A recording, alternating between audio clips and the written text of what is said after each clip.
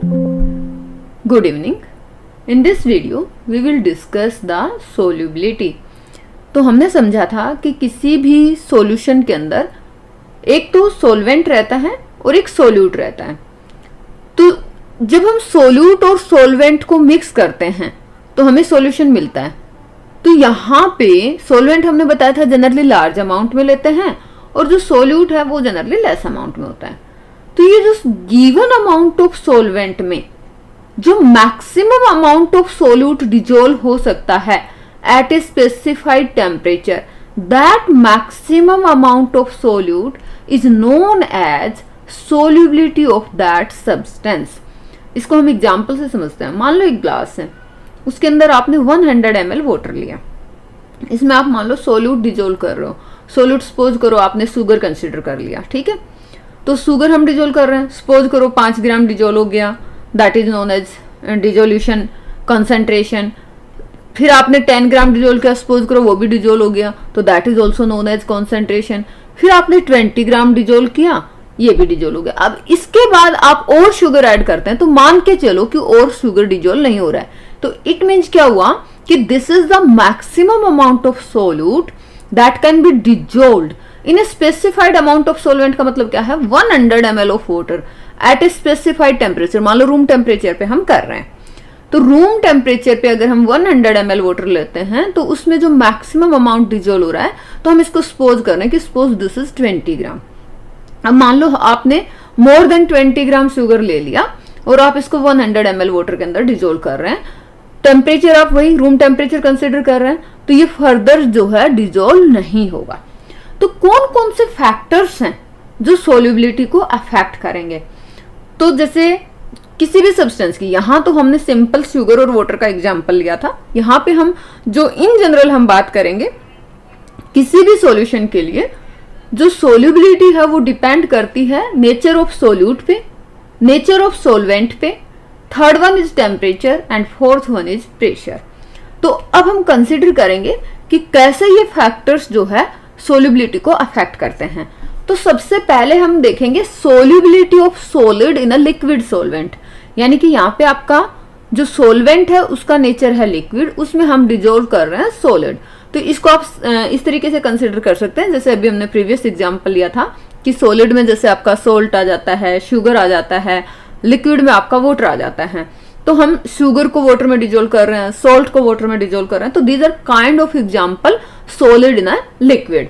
तो यहाँ पे सॉल्वेंट लिक्विड है, तो हमारे सॉल्यूशन का नेचर क्या होगा, क्योंकि जो सॉल्वेंट का नेचर है that decide the nature of the solution. तो यहाँ पे हमारा सॉल्यूशन कैसा होगा, लिक्विड सॉल्यूशन होगा। तो हम ये देखेंगे कि सोल्यूट और सॉल्वेंट के नेचर का क्या लेना देना है इस सोल्यूबिलिटी से। देखते हैं, देखिए हर सॉलिड जो है हर लिक्विड के अंदर डिजोल्व नहीं होता है। कैसे? जैसे हमने बताया कि हम जैसे वाटर लेते हैं लिक्विड, ठीक है, इसके अंदर आप सॉल्ट जैसे NaCl सोडियम क्लोराइड होता है हमारा सॉल्ट, इजीली डिजोल्व हो जाएगा। शुगर आप डिजोल्व कर लो, शुगर भी डिजोल्व हो जाती है। लेकिन अगर आप नेफ्थालिन बोल लेंगे, एंथ्रासिन लेंगे और इसको आप वाटर में डिजोल्व करके देखिए, नहीं डिजोल्व होता है। तो क्या हुआ, ये किस पे डिपेंड करा, क्या कोई भी सोल्यूट किसी भी सॉल्वेंट में डिजोल्व हो जाएगा? जी नहीं, हर सॉलिड किसी भी सॉल्वेंट में डिजोल्व नहीं होता है। जैसे हमने बताया वाटर के अंदर NaCl और शुगर तो डिजोल्व हो जाते हैं, लेकिन नेफ्थालिन और एंथ्रासिन डिजोल्व नहीं होते हैं। अब हम एक और एग्जांपल लेते हैं। हमने सॉल्वेंट यहाँ पे बेंजीन लिया, बेंजीन के अंदर आप शुगर डिजोल्व करके देखिए, नहीं होगा। बेंजीन के अंदर आप सॉल्ट डिजोल्व करके देखिए, नहीं होगा। Sodium chloride that is common salt. लेकिन जो नेफ्थालिन और एंथ्रासिन जो वाटर के अंदर डिजोल्व नहीं हो रहे थे, अगर हम इनको बेंजीन के अंदर डिजोल्व करेंगे तो दे डिजोल्व इजीली इन बेंजीन। तो इसका मतलब क्या हुआ कि जो पोलर सोल्यूट्स हैं वो पोलर सॉल्वेंट के अंदर डिजोल्व हो जाते हैं, और जो नॉन पोलर सोल्यूट है वो नॉन पोलर सॉल्वेंट में डिजोल्व हो जाते हैं। ये पोलर का मतलब क्या होता है, जहां पे चार्ज सेपरेशन होता है उनको हम बोलते हैं पोलर। जो भी आपका सब्सटेंस होगा, पोलर सब्सटेंसेस जहां पे चार्ज सेपरेशन हो जाए, और जहां पे चार्ज सेपरेशन नहीं होगा these are non polar substances. तो जनरल कंक्लूजन क्या निकला कि a solute dissolve in a solvent if the intermolecular interactions are similar in the two, यानी कि यदि सोल्यूट और सॉल्वेंट के बीच में जो मोलिक्यूल मोलिक्यूल का जो इंटरेक्शन होता है यदि वो सिमिलर है, तब तो वो आपस में डिजोल्व हो जाएंगे। और अगर सिमिलर नहीं है तो डिजोल्व नहीं होंगे। तो इसको हम बोल सकते हैं लाइक डिजोल्व्स लाइक। इसका मतलब ये होता है कि अगर एक जैसे मॉलिक्यूल है, जैसे पोलर मॉलिक्यूल है, दूसरा आपका सोलवेंट भी पोलर है, पोलर सोल्यूट है, तो वो आपस में डिजोल्व हो जाएंगे। तो क्यों डिजोल्व हो जाएंगे? क्योंकि उनके बीच में जो मॉलिक्यूल के बीच में जो इंटरेक्शन है वो सिमिलर टाइप का होता है। अदरवाइज जैसे पोलर में आप नॉन पोलर डिजोल्व करोगे तो वो डिजोल्व नहीं होगा। क्यों नहीं होगा? क्योंकि उनके बीच में जो मॉलिक्यूल इंटरेक्शन है, मॉलिक्यूलर इंटरेक्शन है, वो सिमिलर नहीं है। तो यहाँ पे कॉन्सेप्ट क्या आ गया? Like dissolves like. अब यहाँ पे हम दो टर्म्स देखेंगे, one is dissolution and another one is crystallization. तो डिजोल्यूशन किसको बोलते हैं?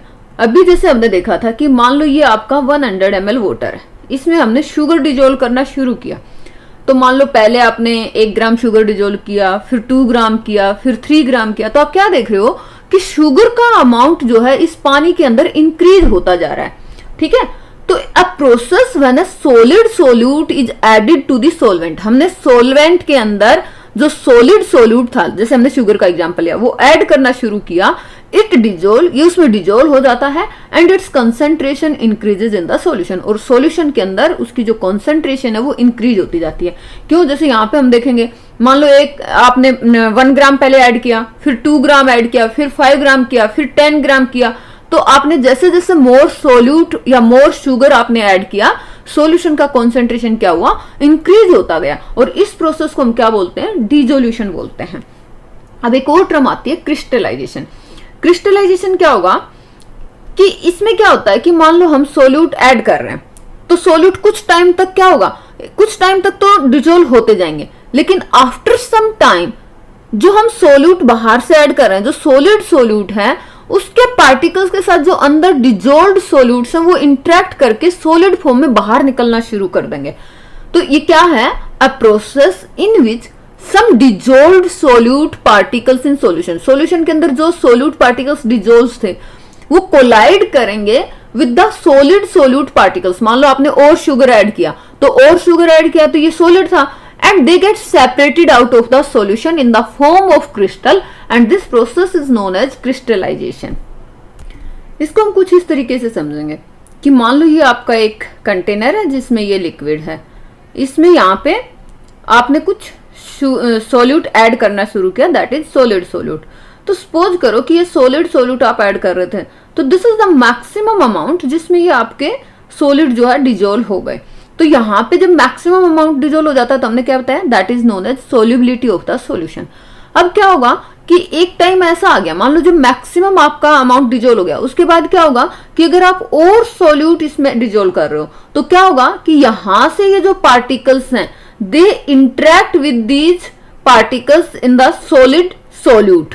ये जो हमारा सॉलिड सोल्यूट है बाहर, इसके साथ, इसके पार्टिकल के साथ इंटरेक्ट करेंगे and they will come out of the solution. Although कुछ पार्टिकल्स जो है, अब जैसे कुछ पार्टिकल बाहर आ गए तो अंदर जो है स्पेस मिल गया तो some particles from the solid solute dissolve in the solution. तो यहाँ पे क्या आ गया कि डिजोल्यूशन और क्रिस्टलाइजेशन में एक इक्विलिब्रियम आ गया।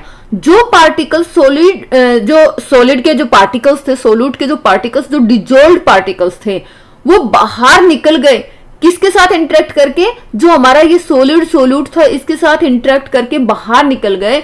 उस प्रोसेस को हमने बोला क्रिस्टलाइजेशन।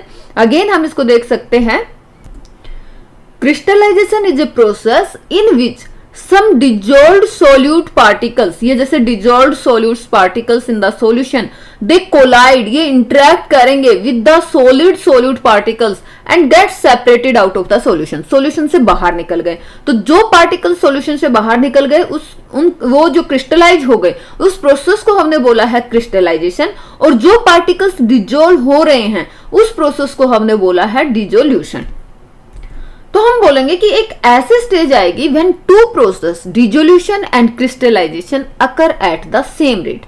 तो अब क्या होगा कि अब हमारा जो सॉल्यूशन है, जब ये दोनों प्रोसेस सेम रेट से होंगे तो हमारा जो नंबर ऑफ सोल्यूट पार्टिकल्स हैं वो सेम रहेंगे, उनका जो नंबर है वो कांस्टेंट रहेगा। या हम यूं कहें कि जो amount of solute in given amount of solvent will remain constant. तो यहाँ पे अगर दोनों प्रोसेस, कौन से दोनों process? Both process dissolution and crystallization, occur at the same rate, it means number of solute particles going into the solution will be equal to the solute particles coming out of the solution and a state of dynamic equilibrium is reached. इसको हम कुछ ऐसे represent कर सकते हैं, solute plus solvent it gives solution. तो जितने particles हमारे सोलवेंट के अंदर जा रहे हैं उतने ही सोलवेंट से बाहर आ रहे हैं। तो सॉल्यूशन के अंदर जो नंबर ऑफ सोल्यूट पार्टिकल्स है that become constant. At this stage the concentration of the solution in solution concentration of the solute particle का जो कॉन्सेंट्रेशन है सोल्यूशन के अंदर that remain constant under given condition of temperature and pressure. तो इस तरह के सॉल्यूशन को हम क्या बोलेंगे, सैचुरेटेड सॉल्यूशन। तो अब सॉल्यूशन क्योंकि उसके अंदर और सोल्यूट जो है डिजोल्व नहीं हो रहा है, no more solute can be dissolved at the same temperature and pressure, तो उस सॉल्यूशन को हम क्या बोलेंगे, सैचुरेटेड सॉल्यूशन। तो सैचुरेटेड सॉल्यूशन के अंदर maximum amount of solute dissolved है in a given amount of solvent. ये ध्यान रखना है, अगर आपने सॉल्वेंट 100 ml लिया है तो सेम हम सोलवेंट की बात कर रहे हैं, अगर आप सोलवेंट का अमाउंट इंक्रीज कर देंगे तो आपका सोल्यूट जो आप डिजोल्व करोगे वो इंक्रीज हो सकता है, बट यहां पे हम एक डिफाइंड अमाउंट ऑफ सोलवेंट की बात कर रहे हैं। In a given amount of solvent maximum amount of solute is dissolved, that solution is known as saturated solution at that defined temperature. तो कॉन्सेंट्रेशन ऑफ सोल्यूट और उस टाइम पे जो सोल्यूट की कॉन्सेंट्रेशन सॉल्यूशन के अंदर है that concentration is known as solubility of that solution. ठीक है, एंड सैचुरेटेड सॉल्यूशन कौन से होंगे, सैचुरेटेड के अपोजिट होंगे ऐसे सॉल्यूशन जिनमें हम मोर सोल्यूट को डिजोल्व कर सकते हैं, the solution in which more solutes can be dissolved at the same temperature is known as unsaturated solution. तो अभी हम जो नेक्स्ट इफेक्ट देखेंगे वो है effect of temperature. Previous slide में हमने देखा nature of solute and solvent कैसे सोल्यूबिलिटी को अफेक्ट करते हैं। अब हम देखेंगे टेम्परेचर कैसे अफेक्ट करता है। टेम्परेचर कैसे अफेक्ट करेगा, टेम्परेचर का काफी सिग्निफिकेंट इफेक्ट होता है on the solubility of solid in a liquid. जैसे हमने ये इक्विलिब्रियम देखा कि मान लो हमने एक सोल्यूट है उसको हम सोलवेंट में डिजोल्व कर रहे हैं और देयर इज इक्विलिब्रियम सॉल्यूशन में। ठीक है, तो क्योंकि ये डायनामिक इक्विलिब्रियम है कि जितने सोल्यूट के पार्टिकल सोलवेंट के अंदर जा रहे हैं, मतलब सॉल्यूशन के अंदर जा रहे हैं, उतने ही सॉल्यूशन से सोल्यूट के पार्टिकल बाहर आ रहे हैं। तो यहाँ पे ये जिस प्रिंसिपल को फॉलो करता है उसका नाम है ली चैटलियर्स प्रिंसिपल। और ली चैटलियर प्रिंसिपल क्या बोलता है कि इन अ नियरली सैचुरेटेड सॉल्यूशन यदि डिजोल्यूशन प्रोसेस एंडोथर्मिक है, एंडोथर्मिक का मतलब होता है जहां पे सिस्टम जो है हीट को अब्जॉर्ब कर ले, जहां पे आपका जो डेल एच है दैट इज ग्रेटर देन 0। ये बाद में हम थर्मोडायनेमिक्स में समझेंगे कि एंडोथर्मिक या एक्सोथर्मिक क्या होते हैं, पर यहाँ पे आप इतना ही समझो कि जहां पे टेम्परेचर सिस्टम को जहां पे सिस्टम को हीट जो है दिया जाता है, जैसे मान लो हम इसको समझाएंगे कि मान लो हमने एक कंटेनर में पानी लिया और उसके अंदर शुगर ऐड कर दिया, तो अगेन हम यही कंसिडर करते हैं कि मान लो 100 ml वाटर है और उसके अंदर 20 ग्राम शुगर हमने ऐड कर दिया। इसको हम फिर से ऐसे समझ सकते हैं कि मान लो ये एक कंटेनर है, इसमें 100 ml वाटर है और इसमें मैक्सिमम जो शुगर डिजोल्व हो रहा है, सपोज करो ये 20 ग्राम शुगर मैक्सिमम डिजोल्व इसके अंदर हो चुका है। तो अब अगर ये मान लो एंडोथर्मिक है प्रोसेस, एंडोथर्मिक मतलब हम इस सिस्टम को हीट दे रहे हैं, तो मान लो हमने इसको गर्म होना रख दिया है। अब अगर हमने इसको मान लो गर्म होना रख दिया है तो अब क्या करेंगे, हम मोर देन 20 ग्राम शुगर इसमें ऐड कर सकते हैं। पहले इसमें केवल 20 ग्राम शुगर डिजोल्व हो रही थी, अब अगर हमने इसको हीट कर दिया तो इसमें जो है ना 20 ग्राम से ज्यादा शुगर, ना सपोज करो अब हम इसमें 30 ग्राम शुगर डिजोल्व कर सकते हैं। ऐसा क्यों होगा, क्योंकि जब हम इसको हीट करेंगे तो ये जो हमारे वाटर के पार्टिकल्स के बीच में जो गैप है वो बढ़ जाएगा और उसमें मोर सोल्यूट पार्टिकल्स उसमें आ सकते हैं। तो यहाँ पे क्या लिखा है, अगर आपका डिजोल्यूशन प्रोसेस एंडोथर्मिक है तो उस केस में अगर हम टेम्परेचर इंक्रीज करेंगे तो सोल्यूबिलिटी इंक्रीज होगी। यहाँ पे जैसे हम solubility of sugar in water consider कर सकते हैं।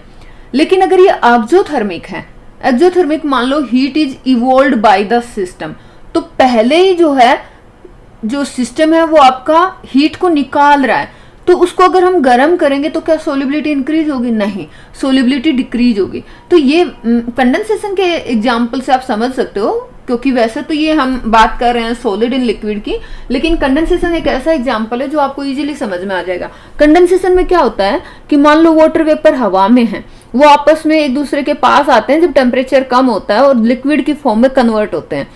तो अब अगर मान लो आपने टेम्परेचर इंक्रीज कर दिया, टेम्परेचर इंक्रीज करोगे तो ये पार्टिकल्स एक दूसरे के पास आएंगे या एक दूसरे से दूर जाएंगे? ऑब्वियस सी बात है, particles will move away from each other, तो कंडेंसेशन क्या होगा? डिक्रीज हो जाएगा। तो अगर आपका एक्सोथर्मिक प्रोसेस है, क्योंकि कंडेंसेशन एक एक्सोथर्मिक प्रोसेस है, तो सोल्युबिलिटी जो है वो डिक्रीज होगी, और एक्सपेरिमेंटली भी यही ट्रेंड पाया गया। तो आप क्या समझे कि जो टेम्परेचर का इफेक्ट है वो क्या है, कि अगर हम नियरली सैचुरेटेड सॉल्यूशन की बात करें और अगर डिसोल्यूशन प्रोसेस एंडोथर्मिक है तो टेम्परेचर बढ़ाने पर सोल्युबिलिटी इंक्रीज होगी, और अगर डिसोल्यूशन प्रोसेस अगर एक्सोथर्मिक है, if dissolution process is exothermic, तो टेम्परेचर इंक्रीज करने पर सोल्युबिलिटी डिक्रीज होगी। ओके, अब नेक्स्ट हम देखेंगे इफेक्ट ऑफ प्रेशर। प्रेशर का जो है, अगर जब हम solubility of solid and liquid की बात करते हैं तो pressure does not have any significant effect. ऐसा क्यों? क्योंकि यहाँ पे हम एक तो सॉलिड हमारा सोल्यूट है और सोलवेंट हमारा लिक्विड है, दोनों ही हाईली इनकम्प्रेसिबल है, यानी कि यहाँ पे पार्टिकल्स के बीच में जो इंट्रैक्शंस है उसको आप नेग्लेक्ट नहीं कर सकते हो। सॉलिड के केस में तो बहुत हाई होता है, लिक्विड के केस में सॉलिड के कंपैरेटिवली कम होता है बट गैसेस के कंपैरेटिवली हाई होता है। तो सॉलिड्स और लिक्विड्स आर हाईली इनकम्प्रेसिबल, तो प्रेशर आप अप्लाई करके पार्टिकल्स को कंप्रेस नहीं कर सकते हैं, तो practically remain unaffected by change in pressure. तो यहाँ पे हमने देखा कि जो डिफरेंट फैक्टर्स हैं like nature of solute, nature of solvent, temperature and pressure, how they affect the solubility of solid in liquid. So इस वीडियो में इतना ही। Thank you.